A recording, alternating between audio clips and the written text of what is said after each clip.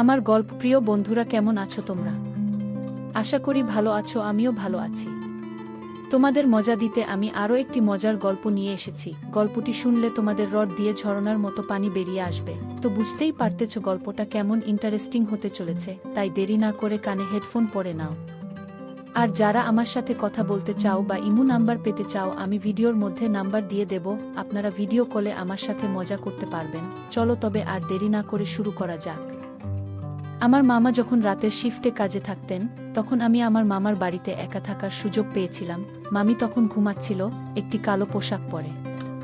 মামির কালো পোশাকের দিকে তাকিয়ে আমি কিছুটা বিচলিত হয়ে পড়েছিলাম। তাকে অনেক সুন্দর লাগছিল, কিন্তু নিজেকে শান্ত রাখার চেষ্টা করলাম। মামার দুই মেয়ে, তাদের দেখতে অসম্ভব সুন্দর।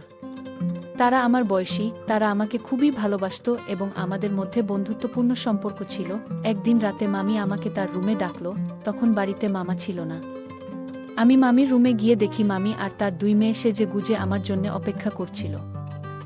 আমাকে আসতে দেখেই মামি আর তার দুই মেয়ে আমাকে, বন্ধুরা, গল্পগুলো ভালো লাগলে ভিডিওটি লাইক, শেয়ার এবং চ্যানেলটি সাবস্ক্রাইব করো প্লিজ। এমন পরিস্থিতিতে একা পুরুষ হয়ে সেই বাড়িতে থাকা কিছুটা কঠিন ছিল, কারণ বাড়িতে শুধু আমি একাই পুরুষ আর 3 জন মেয়ে মানুষ ছিল। মামি এবং তার মেয়েরা বেশ গোপনীয়তার সাথে তাদের জীবনযাপন করত। তাদের রুমের দরজা প্রায় বন্ধ থাকত এবং তারা নিজেদের মধ্যেই সময় কাটাত। বাইরের কারো সাথে মিশত না, বাড়িতে অন্য কোনো ছেলে ছিল না, তাই আমি চেষ্টা করতাম সবার সঙ্গে সময় কাটানোর জন্য। মামির দুই মেয়ের জীবনযাত্রার ধরন আমাকে অনেক কিছু শিখিয়েছিল।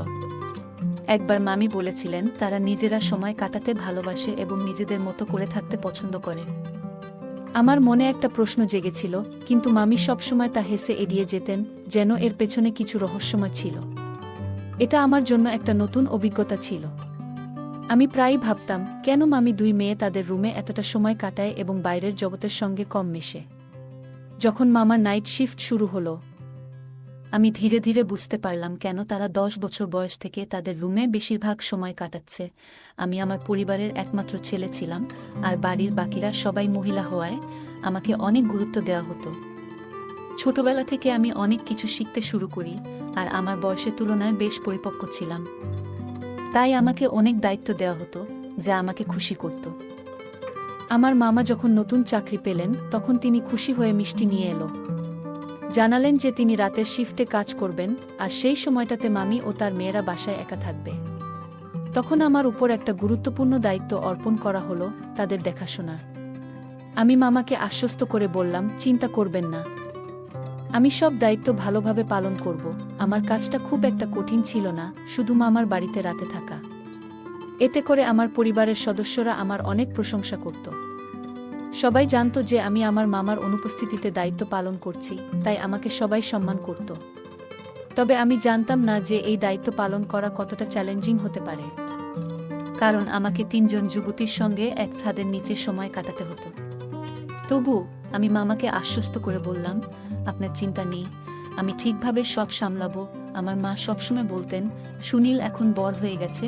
16 বছর বয়সে আমার কাঁধে অনেক বড় দায়িত্ব এসে পড়েছিল, যা আমার জন্য বেশ কঠিন মনে হতো। প্রতি সপ্তাহে মামি নিজেই আমাকে নিয়ে আসতেন, কিন্তু ধীরে ধীরে কিছু পরিবর্তন হতে শুরু করে। রাতে মামির বাড়িতে যাওয়ার কথা ভেবে আমি কিছুটা দুশ্চিন্তাগ্রস্ত হয়ে পড়তাম, কারণ পরিস্থিতি অস্বস্তিকর হতে শুরু করেছিল যখন আমাকে রাতে থাকার জন্য মামির বাড়িতে পাঠানো হতো। আমি শুরুতে কিছুটা অস্বস্তি বোধ করতাম, কারণ সেখানে রাত কাটানো আমার পক্ষে সহজ ছিল না। আমার মা সবসময় বলতেন, তুমি পরিবারের একজন সদস্য, তোমার প্রিয়জনদের যত্ন নিতে হবে। সেই দায়িত্ব আমি মেনে নিলাম এবং আর পিছিয়ে আসতে পারলাম না। মামির বাড়িতে যাওয়ার পর আমি অনুভব করতাম যে তিনি আমাকে তার নিজের ছেলের মতো দেখতেন এবং আমাকে ভালোবাসতেন। তবে মাঝে মাঝে তার কিছু আচরণ আমাকে অস্বস্তিকর করে তুলত। তিনি প্রায় অভিযোগ করতেন যে মামা তাকে যথেষ্ট সময় দেন না এবং তার সাথে ঠিকভাবে কথা বলেন না, কিন্তু আমি এসব ব্যাপারে কখনো হস্তক্ষেপ করিনি, কারণ আমি তখনও কম বয়সী ছিলাম এবং বুঝতে পারতাম না। মামি সব সময় আমার সামনে পাতলা নাইট ড্রেস পরে আসত, যা তাকে আরও সুন্দর লাগত। জানি না কেন তিনি এমনটা করেন। আর তার মেয়েরা তো আরও শর্ট ড্রেস পরে বাড়িতে ঘোরাফেরা করে, যা আমাকে অস্বস্তিতে ফেলে দিত। মামির সাথে আমার সম্পর্ক ভালো ছিল, আর মা সবসময় বলতেন, মামির বাড়িতে ঘুমাতে যাও, সবার খেয়াল রেখো। আমি তখন এই দায়িত্ব নিয়ে মামির বাড়িতে যেতাম। মামি হাসতে হাসতে বলতেন, আমাদের বাড়িতে বালিশের অভাব নেই, তুমি তোমার বালিশ নিয়ে এসো না। আমি হাসি মুখে বলতাম, আমি আমার বালিশেই ভালো ঘুমাই। বয়সের কারণে তখন অনেক কিছুই বুঝতে পারতাম না, কিন্তু ধীরে ধীরে যখন বড় হতে লাগলাম, মামির বাড়িতে কিছু অদ্ভুত বিষয় লক্ষ্য করতাম। মাঝে মাঝে রাতের বেলায় কিছু শব্দ শুনতাম যা আমার ঘুমের ব্যাঘাত ঘটাতো। আমি ভাবতাম এই শব্দগুলোর পেছনে কি কারণ থাকতে পারে, মামাও তো বাড়িতে নাই। তাই আমি কোনো সিদ্ধান্তে পৌঁছাতে পারতাম না। মামার বাড়ি আমার জন্য এক ধরনের অদ্ভুত ও অস্বস্তিকর পরিবেশ সৃষ্টি করেছিল, যেখানে শান্তিতে থাকা আমার পক্ষে কঠিন ছিল। তার মধ্যে আবার মামি আর তার দুই মেয়ে আমার পিছনে লেগেই আছে। যাই হোক, আমি মামির বাড়ির কিছু অদ্ভুত আওয়াজ শুনে কৌতূহলী হয়ে পড়েছিলাম, কিন্তু আমি জানতাম যে অন্যের ব্যক্তিগত ব্যাপারে নাক গলানো উচিত নয়। তাই আমার প্রশ্নগুলো নিজের মধ্যেই রেখেছিলাম এবং মামি বা তার মেয়েদের সাথে এই বিষয়ে কথা বলিনি। সত্যি বলতে মামির বাড়ির পরিবেশ আমাকে কিছুটা অস্বস্তিকর করে তুলেছিল। ছোটবেলা থেকেই আমার মা আমাদের শালীনতা এবং শালীন পোশাকের শিক্ষা দিয়েছিলেন, যা আমাদের পরিবারের একটি সাধারণ রীতি ছিল। কিন্তু মামি আর মামির মেয়েরা এসব বিষয় তেমন গুরুত্ব দিত না, যা আমাকে ভাবিয়েছিল। মামির মেয়েরা প্রায়ই ঘরের হালকা পাতলা পোশাকে ঘুরে বেড়াত। মাঝরাতে পানি খেতে গেলে তাদের এমন কিছু আচরণ আমার কাছে অদ্ভুত মনে হতো, কারণ আমি তাদের বাড়ির ড্রয়িং রুমে ঘুমাতাম। তারা কেউ রাতে রুম থেকে বের হলে আমার চোখে পড়ত। আমি জানতাম না কিভাবে এসব পরিস্থিতির মুখোমুখি হতে হবে, তাই যখনই তারা আমার সাথে রাতে কথা বলার চেষ্টা করত, আমি ঘুমের ভান করতাম। বয়সের কারণে তাদের এই আচরণে আমার মনে নানা রকমের আবেগ জেগে উঠত, কিন্তু আমি সেগুলো দমিয়ে রাখতাম। একদিন রাতে মামি আমাকে দুধ খেতে দিয়ে বললেন, এটা খাও, তারপর ভালোভাবে ঘুমাও। আমি দুধ খেয়ে রুমে ফিরে গেলাম, কিন্তু তখনও কিছু অদ্ভুত শব্দ শুনতে পেলাম।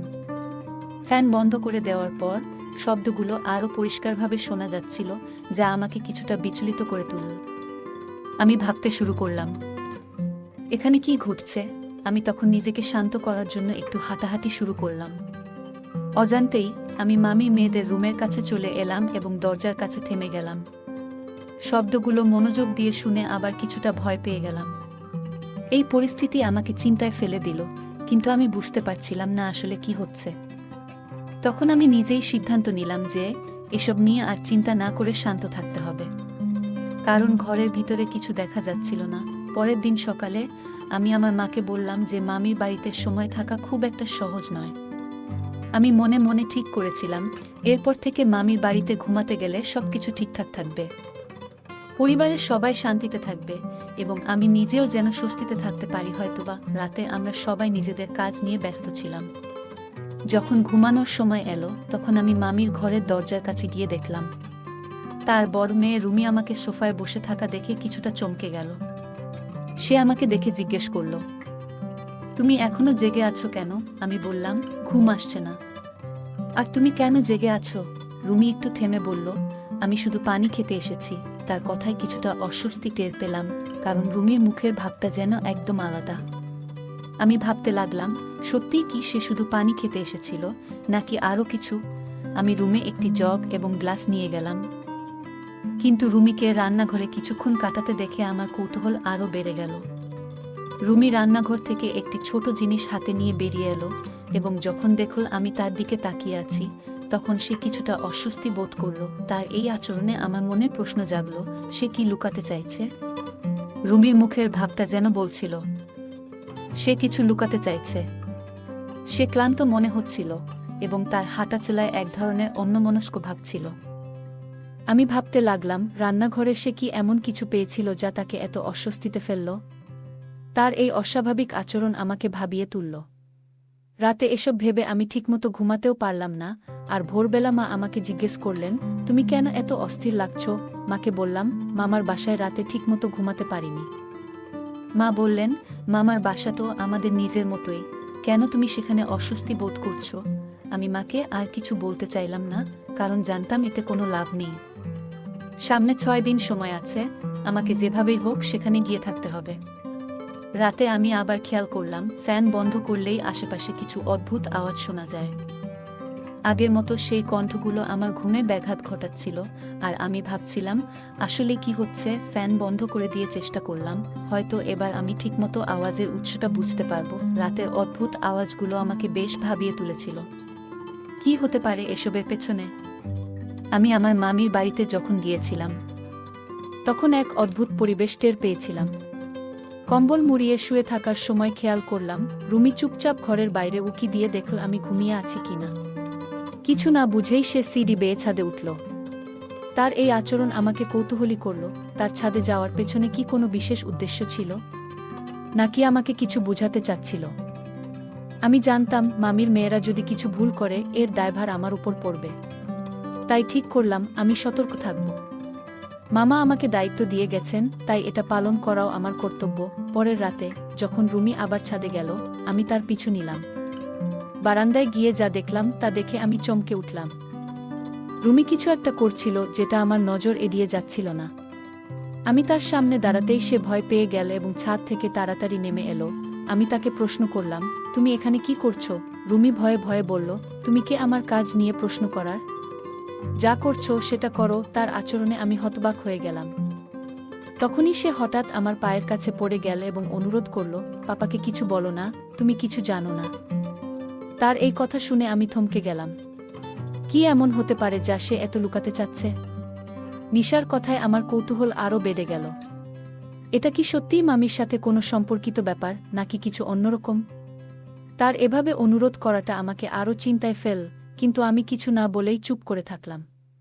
বুঝলাম এই রহস্যের পেছনে আরও কিছু আছে যা আমি জানতে চাই। আমি নিজেকে খুব অস্থির অনুভব করছিলাম যখন রুমি আমার সামনে হাত জোট করে অনুরোধ করল, বাবাকে কিছু বলো না, এতে আমাদের অবস্থা আরও খারাপ হবে। সে আমাকে বলল, তুমি তোমার রুমে যাও, আর কখনোই ছাদে আসবে না। রুমির এই কথায় আমার মন অস্থির হয়ে গেল, কারণ আমি কখনো ভাবিনি যে আমার মামির সাথে এমন কিছু ঘটতে পারে। আমি রুমির কথায় বিশ্বাস করেছিলাম, কিন্তু যা ঘটছিল তার সত্যতা যাচাই করা আমার জন্য জরুরি হয়ে পড়ল।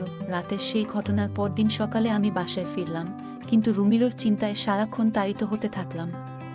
কিছুক্ষণ পর আমি আবার মামির বাড়িতে গেলাম, কিন্তু এবার দরজায় রিং না করে মামু আমাকে যে চাবি দিয়েছিল তা ব্যবহার করে ভেতরে ঢুকলাম। ভেতরে যা দেখলাম তা দেখে আমি স্তব্ধ হয়ে গেলাম। আমি জানতাম না যে আমার মামি তাদের সৎ মা ছিলেন। তার আসল বোনের মৃত্যু হলে মামিকে তাদের দেখাশোনার দায়িত্ব নিতে হয়েছিল। তিনি তাদের শাসনের নামে অত্যাচার করতেন, আর এই অত্যাচার গোপনে চলত। নিশা এবং তার বোন প্রতিদিন এসব সহ্য করত। এক রাতে আমি যখন বারান্দায় গেলাম, দেখলাম রুমি কিছু কালো জাদুর মতো জিনিস ছড়িয়ে বসে আছে। আমি ভাবলাম সে হয়তো কোনো ছেলের জন্য এসব করছে, কিন্তু যখন তাকে জিজ্ঞাসা করলাম, সে বলল, আমি মামির অত্যাচার থেকে মুক্তি পেতে চাই। রুমি বলল, তার এক বান্ধবী তাকে এই উপায় শিখিয়েছে যা নাকি তাকে এই কষ্ট থেকে রেহাই দিতে পারে। রুমি আমাকে তার শরীরের আঘাতের চিহ্নও দেখালো, যা প্রমাণ করছিল সে সত্যিই অনেক কষ্ট সহ্য করছে। এরপর আমি তাকে ঘরে যেতে দিলাম, আর বাকিটা দিন ভেবে কাটালাম। বিকেলে যখন আমি মামির বাড়িতে ফিরে গেলাম, তখন সবকিছু স্বাভাবিক মনে হলো, কিন্তু রুমির মুখের কথা আমাকে চিন্তায় ফেলে দিয়েছিল। একদিন আমি গিয়ে মামিকে বললাম, এই বাড়িতে তোমার আর কোনো মর্যাদা থাকবে না, আমি সব জানি। আমাকে দেখে মামি হঠাৎ জ্ঞান হারিয়ে ফেললেন। তখন মেজাজ হারিয়ে চিৎকার করে বলতে লাগলেন, এই দুই মেয়ের ভার আর কতদিন বহন করব? মামি তার দুই বোনকে ধরে ঘরে নিয়ে গেলেন।